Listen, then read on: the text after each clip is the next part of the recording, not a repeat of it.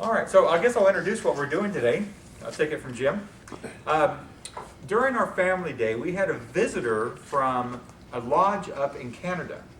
And he has traveled the world. He goes to all these different lodges, and he has a website called Square and Compass. It's a YouTube video site. And basically, he just goes out and finds other Masons all over the world and visits their lodges and stuff like that. His lodge up in, I think he's in Ontario, Canada. His lodge is celebrating either their 100th or their 150th anniversary this year. So what he's going to go is say a little bit about the Canadian lodge up there and give us some information about what they're doing. Is that him? Here it comes. Hello, can you hear us? Yeah. Hello, camera? All right, can you guys hear me? We can hear you. Can you hear us? I can. Sorry for being late. No problem at all. Well, we're here at our coffee club. I've kind of gone over a little bit about who you are and your visit out here during Family Day. And told them that we might be getting some information about your lodge up there in Ontario. Yes, absolutely. Do you want me to start now, or do you want me to? Well, I think I've given you an introduction, so just jump right in. Okay. Thank you guys, everybody, for joining. My name is Adamson. I am a past master of two lodges, Windsor Lodge 403 and Harmony 579. And I'm also the secretary of Harmony Lodge. And I'm a member of another lodge, and all three meet out of the beautiful Windsor Masonic Temple. Just out of curiosity, I think I can see everybody here. How many of you, by show of hands, have visited lodges in Canada? No. Or how much has visited Canada at all? What, I think I'm going to give you guys, what parts have you visited? Nova Scotia. I'm in Nova Scotia? All right. Ontario, Where else? Where in Ontario? Morton, Ontario, just above Gananoque. Okay, so to give you guys an example of Windsor, Windsor is actually the only city that's south, the only city in Canada that's south of the United States of America. We're actually south of Detroit, if you look at a map. Right. So we are we're kind of famous for that. Windsor's about 4 hours south of Toronto, to give you an idea. And our building, the Windsor Masonic Temple, was actually built in 1920, or was built in 1921 and opened in 1922. So it celebrated its 100th anniversary during the pandemic. Anybody who there's a Mason, what's the oldest lodge? Like, how old are your lodges? These other lodges? What's our oldest lodge, Bob? Do you know? From Texas? Mine is 29, and it's had their 175th anniversary last year. Holland number one, Yeah. but I can't remember the year. 175 years, they're saying. Okay. Hey, just out of interest, our oldest lodge in my district is about 220 years old. Wow. Thereabouts. It actually predates Canada. I was really chartered under England. Then it became chartered under Detroit or Michigan. Then it became chartered under Canada. So the Windsor Masonic Temple, as I said, it was built in 1921 and opened in 1922. At the time of its building, it cost $200,000 to build, which works out to over $2 million actually in today's currency, according to calculations. And it was built by a gentleman named J.C. Pennington, who was an architect who actually did most of the municipal buildings, including the hospitals, in and around Windsor. And he was a Mason as well. And that kind of creates some really unique connections between our building and the city itself. To have the same architect that developed, for example, City Hall, also designed our Masonic Temple. It has 2 lodge rooms, and as of today, it is currently home to 7 Masonic lodges, as well as 1 Masonic youth group, the International Order of Rainbow. We used to have an Eastern Star that met there, but now it moves out of the county. And we have both Scottish Rite and York Rite.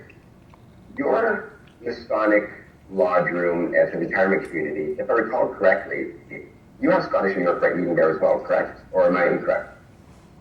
No, I don't think we do Scottish Rite or the other here. No, we basically just have a Blue Lodge and chapter and council. York Rat. York Rite. Rite and OES. We have an OES lodge here as well, all in that one lodge room. Oh yeah, I mean, it's a beautiful lodge room. I thought it was gorgeous when I saw it. In terms of the charter, we're chartered under the Grand Lodge of Canada in the province of Ontario. I would like to tell the story. Anybody want to actually guess why it's called the Grand Lodge of Canada and not Grand Lodge of Ontario?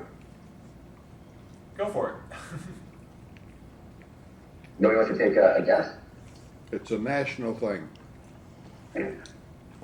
Sorry? National.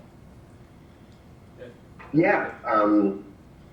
Was it because at the time the Grand Lodge was formed, it was part of what was called Upper Canada.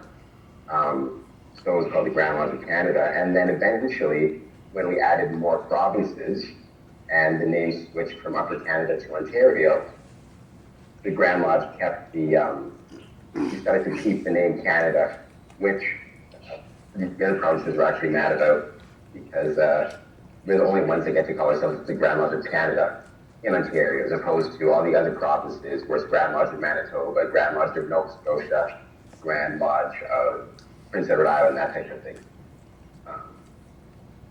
Our Masonic temple is also home to a Scottish Rite Learning Center for children with dyslexia, where every year we graduate between 5 and 10 students who suffer from dyslexia and other reading disabilities. And we graduate them at their reading level, at their grade. We also have ballroom and fest, which is ballroom dancing, and numerous community groups use our building for fundraisers, for Christmas and holiday dinners, for a variety of really special events. I actually did a survey in the city of the number of people who've used the Windsor Masonic Temple and what they used it for, and it was incredible to see the number of non-Masons who have a history with our building.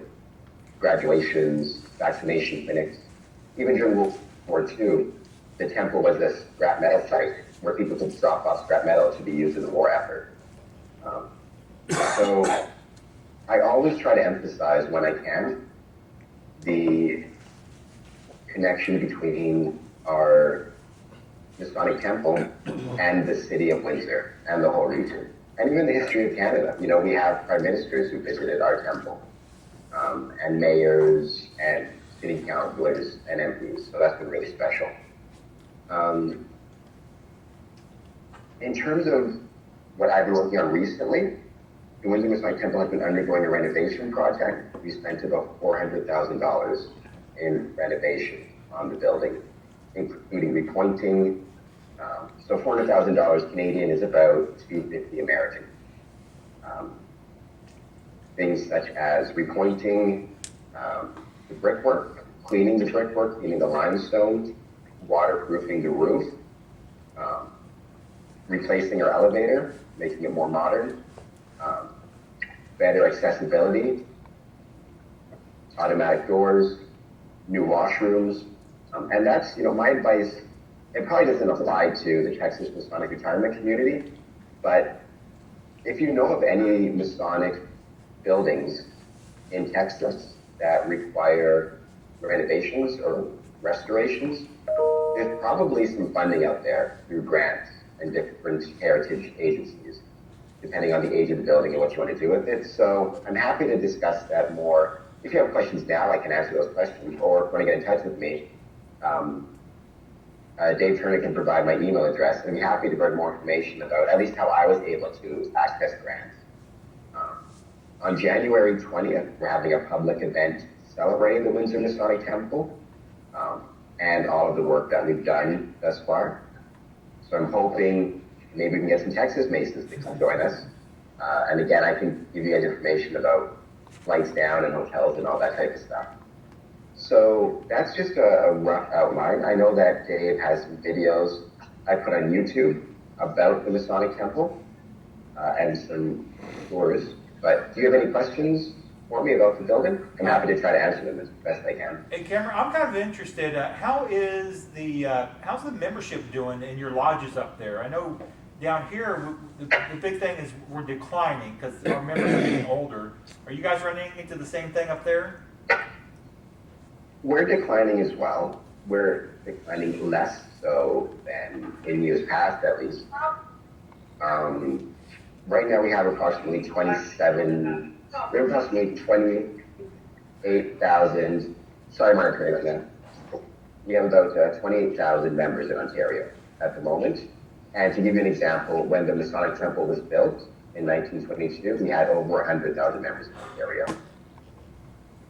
So it's been a decline, but it's been, over the last few years, I've seen a slowdown in the decline, if that makes sense. And actually, in my lodge, we've increased our membership. So we're kind of the exception, but we have increased membership in, of the 3 lodges I'm a member of, 2 of them have increased their membership in the last couple of years. So that's at least a positive. There's about 400 Masons in my jurisdiction altogether, or in my district. Are your members kind of younger members or mid-range members, or what's the age range of your members joining? I don't know what the average age is. In the 2 lodges where we've increased membership, the age is up, or the age is down. So we have more younger members taking part. In I would say the average is late. Is this yours? Late 50s, give or take, I would say is the average age. But that's anecdotal, just based on what I've seen. Gotcha. Okay. Where the lodges are growing, we are seeing younger members join. Well, neat. Is your I mean, I guess Masonic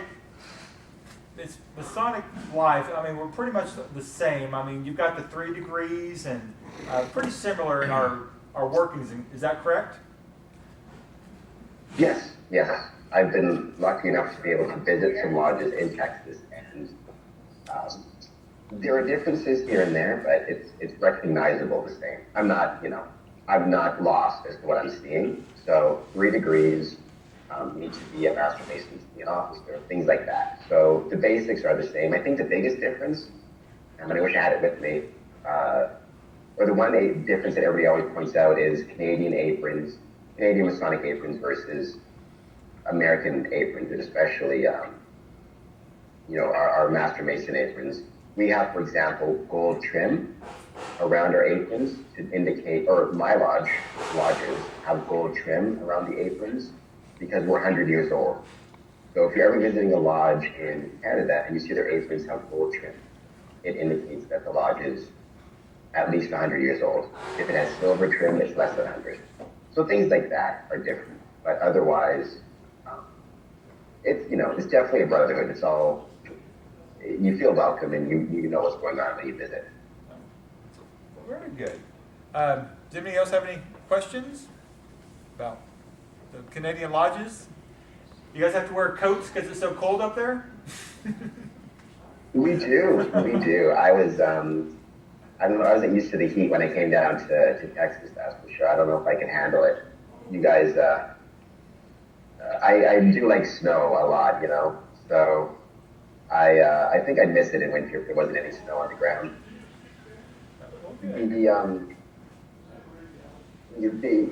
The brother who was in Nova Scotia, or the gentleman who mentioned Nova Scotia, did you visit lodges in Nova Scotia, or? No, I've been by the lodge in downtown Halifax before, because it's right across from a cemetery that had a lot of Masonic emblems on the gravestones and so on, but was always in Halifax during a time that the lodge wasn't open. Same with me. I visited Halifax a couple of times. Never managed to make it inside the lodge building, but I really want to. Actually, that's not true. I managed to make it inside the lodge building, but never during a meeting. I got to see it.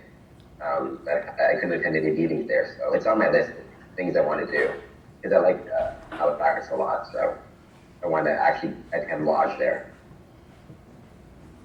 So, How often do you guys have visitors attending your suite, the lodge at the Masonic Retirement? Do you have a lot of visitors coming by to attend lodge there, or? we usually get about 5 to 10 visitors a month, either from other local lodges or sometimes we've got out-of-state people visiting. So about 5 to 10 visitors a month we usually see.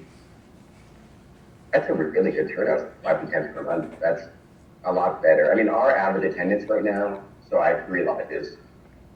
In Windsor Lodge, the average attendance is it's about 25. In Harmony, it's about 12 or 13. And then in my other lodge, which is a really small lodge, we're usually just getting 7 or 8, so just getting 4. Because in Canada, that's another difference. Canadian lodges, you need 7 members for a quorum.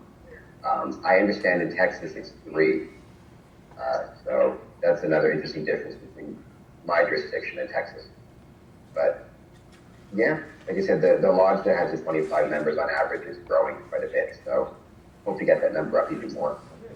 So you travel a lot. Do you do a lot of international traveling to see lodges? I guess technically, yeah. It's funny you say that. Oh, sorry, just 1 second. Sure. Briefly by Looks like he's on a plane or something. Yeah.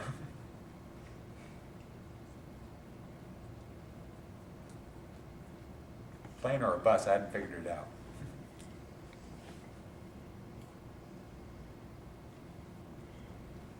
It looks like the ceiling of a vehicle. And they were opening some compartments above them.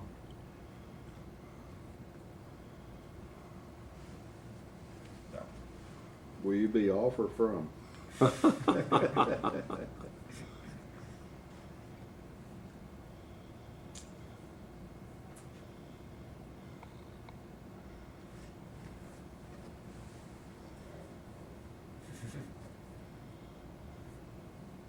it's probably got some pre-flight instructions going on there or something. And we had a coffee club a couple months ago. The guy was in front of his pickup truck the whole time. So this is kind of a reoccurring theme is, no matter where you are, you have to do your coffee club. Yeah, I'm actually on a train going back to Windsor. I had an emergency. I had to travel for it. Oh, okay. It's interesting. We have a coffee club as well at the Masonic Temple, I should have mentioned. Mondays, Wednesdays, and Fridays. It's from 8:30 to 10:30 in the morning. And we usually get about 10 to 15 people in attendance. So yeah, our coffee club is something I really enjoy as well. You asked about international travel. It's interesting. I do a lot of international travel, but I don't think about it that way because I live so close to the States. To me, visiting the States is kind of like visiting Canada, although I guess it would count as international. So yeah, I do a lot of international travel to the States especially, and sometimes to Mexico. Not really overseas the way I'd like to, but I hope to do more overseas traveling soon. So have you been to a lot of the different lodges in the different states down here? Or are there some that kind of stand out from other? Actually, speaking of being on the train, I got to get my tickets out, so just give me 1 more second. Sure.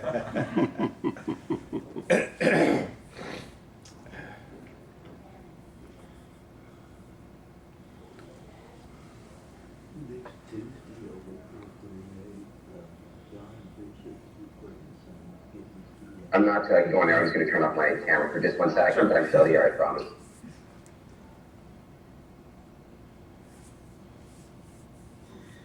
Must have his ticket on his phone. Yep. That's a new one for us. We got the coffee club from the train. That's it.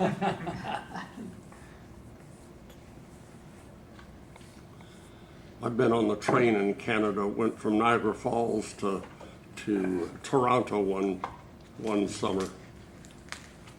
We'll have to do one from the ship. Yeah, there you go. As long as you got your camera on your phone, Phone is all you need, right? that's all you need. Yeah, and an internet connection. Okay. The year that the World's Fair was held in Montreal, I was stationed in Chicago at the time, and so I went from Chicago to Detroit, crossed there at Windsor, went all the way across to Montreal, and spent a week there at the World's Fair, and then because I was born in New York State, then when I left there, I went south and went through New York State, and my son was only 2 years old at the time, and so all the relatives had to see the new kid, you know, type of thing. But I never visited a lodge in Canada, Germany and things like that, yeah, but not in there. All right, I'm back. Sorry about that. The lodge that stood out the most, you know, I have so many stories, it's hard to, I remember attending, and you guys are all country people, so you'll might know about this more than I do, but they have something in Paducah, Kentucky called a barn raising, Yes. which is a third degree done in a barn. And when I first heard about it, I didn't know what a barn raising was. I'm a city boy, right? So I didn't get the play on words there. But I remember going to that, and it's a third degree. It was in a barn, and it started raining, and hearing the rain on the tin roof while the third degree was going on. You know, that's something I remember. Seeing the Texas Masonic Retirement Community and touring it is something I remember. Just seeing what the fraternity can do for its membership and its membership family and taking care. You know, we have, unfortunately, I know of some homeless brothers here in Ontario who have gotten old and for a variety of reasons, you know, weren't able to find the support they needed. Seeing what Texas does, forced membership with the asset surrender program and stuff, I thought was really special. You know, it's everything. I love long bus rides. I love train rides. I love visiting. Whether it's, you know, a grand Masonic temple like Philadelphia, or a country house converted to a Masonic temple like I was just at yesterday, can be really special. So a lot of things stand out. And you know, travel is one of those things that's really amazing. So I'll give another plug. If anybody in your coffee club wants to come to Windsor, January 19th and 20th, I've got information about hotels. The flights aren't that expensive if you fly into Detroit. It cost me round trip $250 American. And you can fly into Detroit, and then there's a shuttle that takes you right over to Windsor. And it's going to be a really special couple of days. So if you make it out, I hope you can. It's nice. Yeah, I just mentioned that before we started that you guys were having the big. Is it a 100th anniversary up there or 150? So the lodge itself is older than the building. So it's celebrating its 140th anniversary. And then that's on the 19th, and that's a banquet and an installation. And then on January 20th, we're celebrating the building itself and its 100th anniversary. So it's 2 anniversaries over 2 days. And it's going to be a lot of fun. Well, great. Is that stuff you're going to have up on your YouTube channel? You're going to do some videos and stuff of that? Yes, definitely. We're going to be sharing videos from that day. So it's going to be really special. Good. All right. Well, Cameron, we really appreciate you taking the time, especially in the middle of your travel. This is the first time we've had a train Zoom meeting on our coffee club, so it's unique to us today. So we appreciate you. No, thank you guys. I remember I I've taken the train so often because I do a lot of Masonic travel just in Southern Ontario. When I realized I would be on the train for this, I knew that despite a couple interruptions, the Wi-Fi is really good. You know, Via Rail is great, so I'm happy I still got the chance to do this. And I hope that you guys will, like I said, keep looking through mine. And even if not for January, but if you ever find yourself in Windsor's neck of the woods, get in touch. There's always somebody at the temple who will give you a tour and show you around. And even if there's no meetings going on, you know, you were super hospitable to me when I visited. I got to check out your amazing museum, which I'm still in awe of, and just your whole facilities. So I'd love to return the favor and take you guys on a tour. All right. Well, thank you very much, Cameron. Appreciate your time today and safe travels. And we're looking forward to seeing your YouTube videos. Thank you so much.